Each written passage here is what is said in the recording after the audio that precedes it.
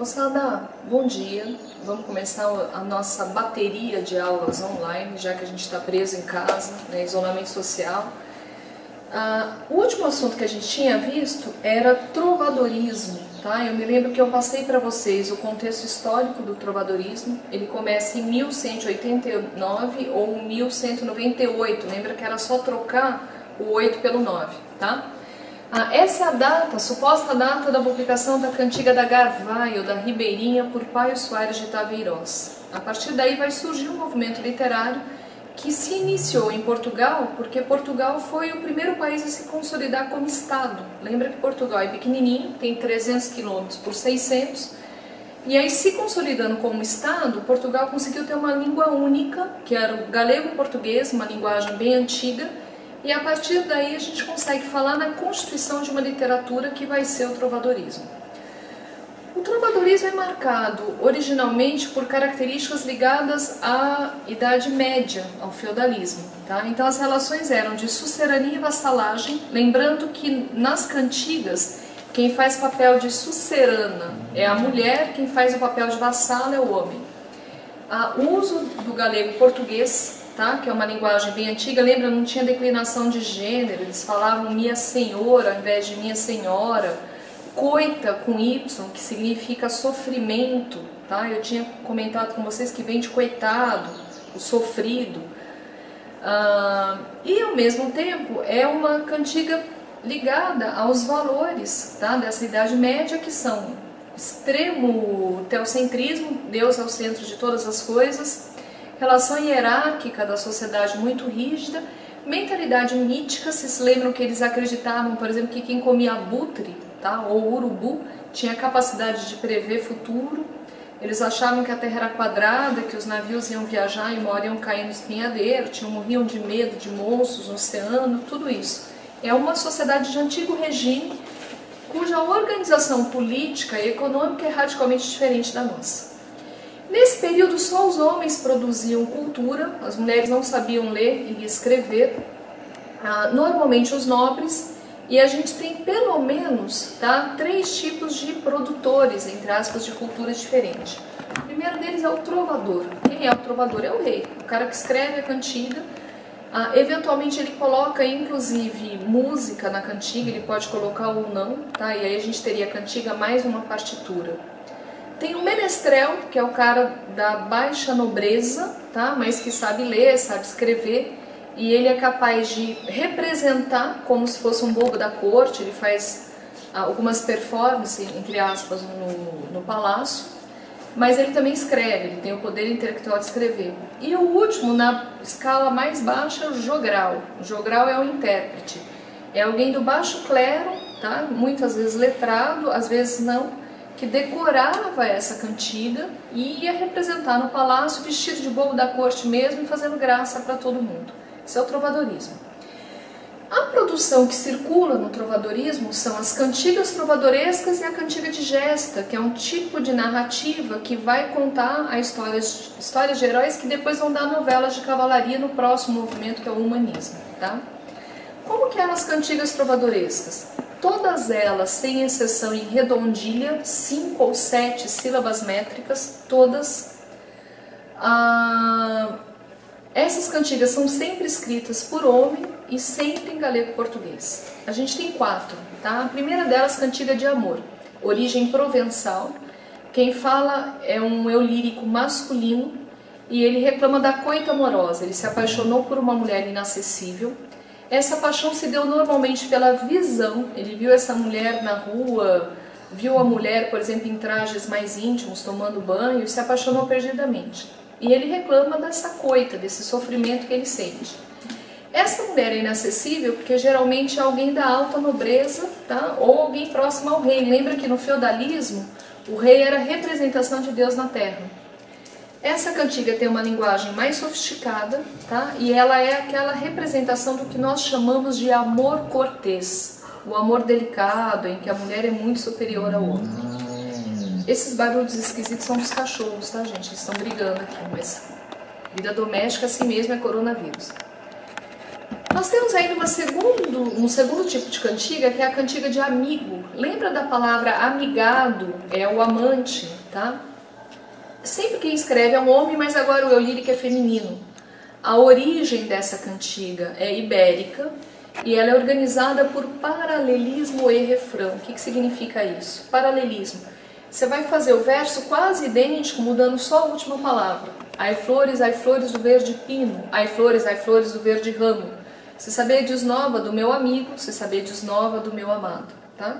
E refrão é aquele 1 ou 2 versos que se repetem a cada 3 ou 4 versos que marca o ritmo da canção popular brasileira até hoje. Então ficaria assim: ai flores do verde pino, se sabedes nova do meu amigo, ai Deus eu é. Ai flores do verde ramo, se sabedes nova do meu amado, ai Deus eu é.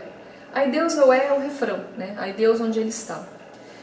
É uma mulher que reclama da ausência do homem amado, que prometeu que ficaria com ela e não ficou. Esse contexto geralmente não é mais palaciano, embora seja sempre um rei que faça, ele imita o contexto popular. Lembra um pouco, gente, as cantigas que o Chico Buarque faz na voz de uma mulher. Geralmente essa mulher é prostituta, uma mulher de uma classe social mais baixa. Tá? A MPB brasileira retoma muito. E os 2 últimos tipos de cantiga, que era o que faltava para encerrar essa aula, são as cantigas de maldizer e escárnio, que nós chamamos de satíricas. Qual é a diferença? Cantiga de maldizer, ela é muito mal educada, ela vai trazer uma série de palavrões, de palavras de baixo calão, e ela nomeia o objeto da crítica. A cantiga de escárnio é ambígua, tanto que o exemplo que vocês tinham visto era uma música já brasileira, tá? Recolhida por um cantor nacional chamado Antônio Nóbrega, que dizia assim: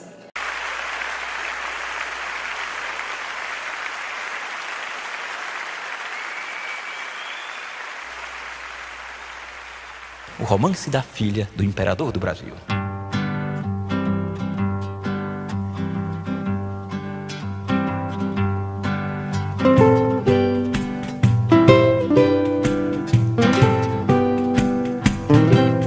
O imperador Dom Pedro tem uma filha bastarda,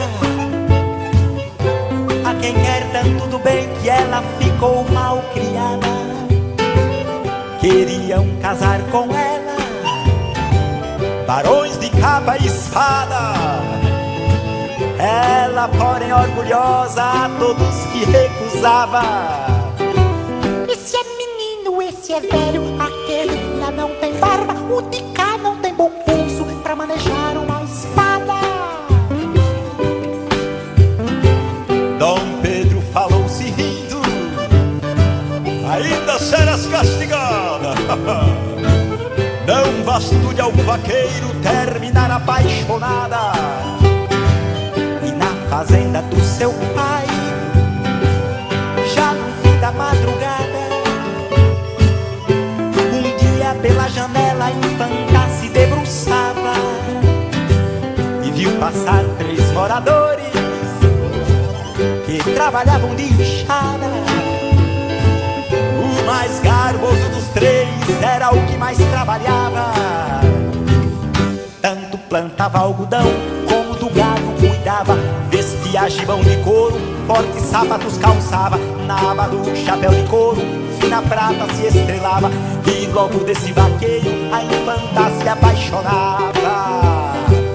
E o vaqueiro só cavando, ele sabe o que cavava. A princesa chama a velha em que mais se confiava. Estás vendo aquele vaqueiro trabalhando ali de enxada, com os duques cavaleiros, por nenhum eu trocava. Vai chamá-lo ali depressa e que ninguém saiba de nada. A velha vai ao vaqueiro que na terra trabalhava. Vem comigo, meu vaqueiro, olhe, mas sem esta vista baixa. Levanta os olhos que vês a estrela da madrugada. Passaram pelo portão, que a porta estava fechada. Na camarinha da moça o vaqueiro já chegava. Senhora, o que é que me manda? Eu vim por vossa chamada. Quero saber se te atreves a queimar minha coivara. Atrever-me atrevo a tudo, que um homem não se acovarda. Me dizei, porém, senhora, onde está vossa coivara? É abaixo dos dois montes,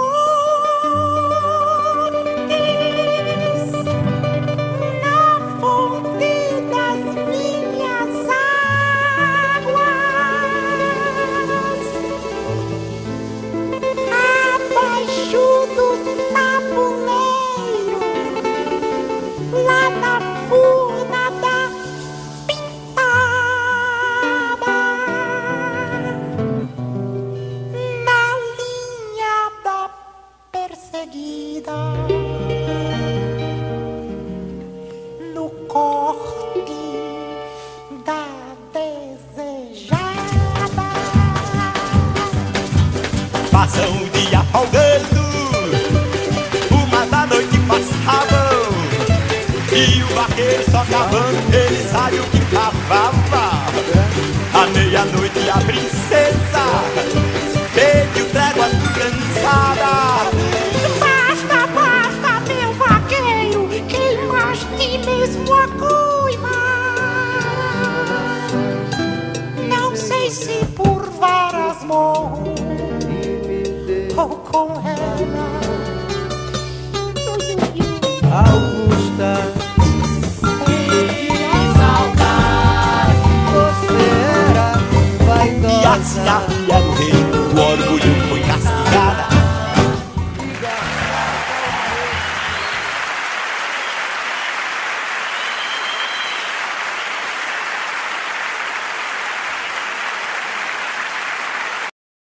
O imperador Dom Pedro tem uma filha bastarda a quem quer tanto do bem que ela ficou mal criada. Queriam casar com ela barões de capa e espada. A moça, porém orgulhosa, todo se recusava. Dom Pedro falou-se rindo, ainda será castigado. Aí acontece um monte de coisa. A moça olha pela janela, se apaixona por um vaqueiro pobre e manda a ama que trabalhava para ela ir buscar esse vaqueiro de madrugada e trazer para o quarto dela. E a ama obedece, a princesa, evidentemente. O vaqueiro chega e fala: Senhora, eu vim por vossa chamada, quero saber o que tu queres. A princesa responde: Quero saber se te atreves a queimar minha coivara. Olha, o vaqueiro responde: Me atrevo a tudo, porque um homem não se acovarda. Me dizei, porém, senhora, onde está a vossa coivara? A resposta da princesa: É abaixo dos dois montes, na fonte das minhas águas, lá na furna da pintada, na linha da perseguida, e aí vai, tá? Galera, coivara, floresta pequena, tá? Coivara, no contexto, todo mundo sacou o que é. Isso é cantiga de escárnio, ela é ambígua, ela tem sempre duplo sentido, tá? As duas servem como elemento de crítica. Quem escrevia geralmente ao rei, humilhava algum nobre palaciano com ela, mas ficava tudo certo porque ele era o rei.